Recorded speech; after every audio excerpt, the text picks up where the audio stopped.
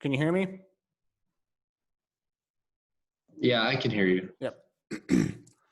So I just kind of hacked it together. So the question is, all of the students in 5th and 6th grade have detention. You can tell a student is in 6th grade if 6 is the highest number in their student ID. So I'm looking down here. All right, there's 6. If the highest number in their student ID is less than 6, they are younger. If it's greater than 6, they are older. The same rule applies for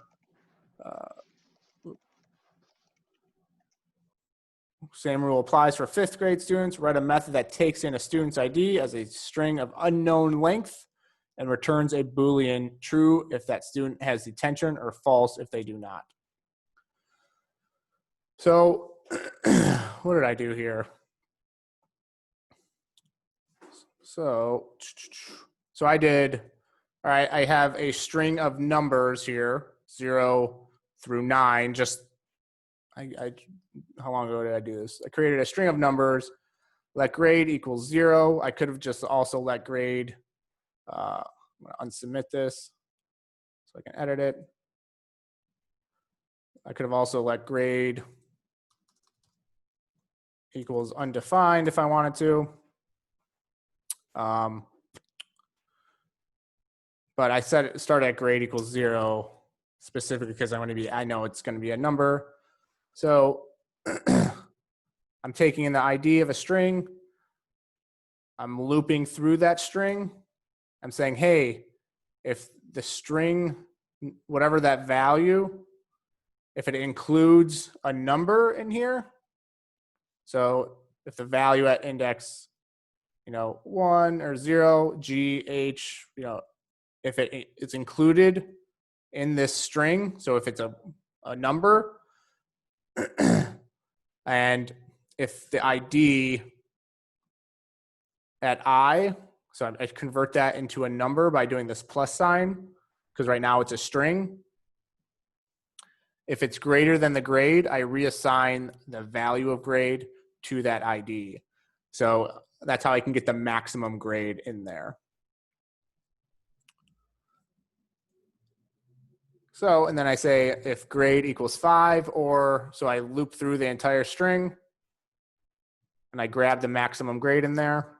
So if the grade equals 5 or if the grade equals 6, so 6 or 5, it returns true, else it just returns false.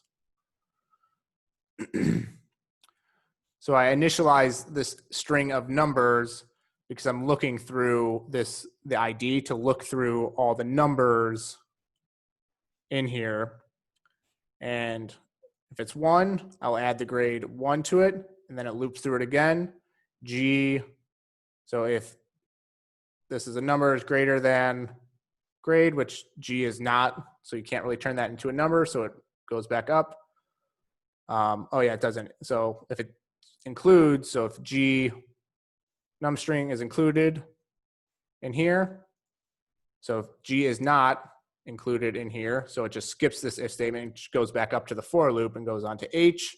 H isn't included in here, so it skips that, but like 3 is, so 3 is included in this num string, so it comes into here. If 3 is greater than 1, which it currently is, I reassign the grade to 3. Then it loops through, essentially skipping over all the letters. Then once it gets to 6, is 6 included in this num string? Yes. Is 6 greater than the current grade, which is 3? Grade is 3. Or grade equal, I reassign the grade value to 6. After it loops through the ID, I say, hey, if grade is 6 or if grade is 5, because both 5th and 6th graders have detention, I return true, else I return false. If I run those tests, there we go.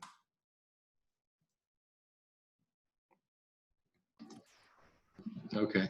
Yeah, I appreciate that. Thank you. Yep, no problem. I submit it. Does this have a model solution? No.